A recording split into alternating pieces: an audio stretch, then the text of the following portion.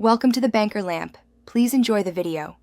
In this video, I will show how to make columns in Elementor. Columns are fundamental for organizing your page content horizontally, creating a clean and structured layout. They help improve readability and visual appeal for your visitors.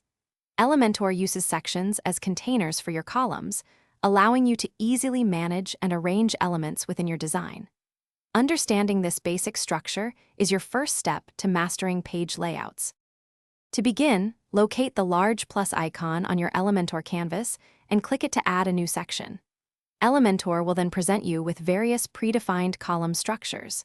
You can choose from 1 to 6 different column layouts, such as a 2-column or 3-column arrangement.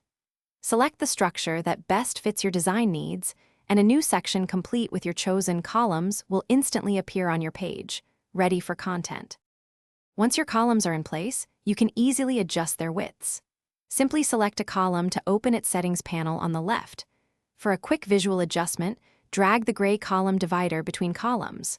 For more precision, navigate to the Layout tab and enter specific percentage values. Remember, all columns within a section will automatically adjust to ensure they collectively fill 100% of the section's width, maintaining a balanced layout. With your columns set up, it's time to add content. Simply drag and drop any Elementor widget directly into your desired column. If you need more columns, right-click on a column handle and select Add New Column, or duplicate an existing one with a single click. Should you wish to remove a column, right-click its handle and choose Delete. This flexibility allows for dynamic and efficient page building within Elementor. Thanks for watching. If this was helpful, leave a like and consider subscribing. See you next time.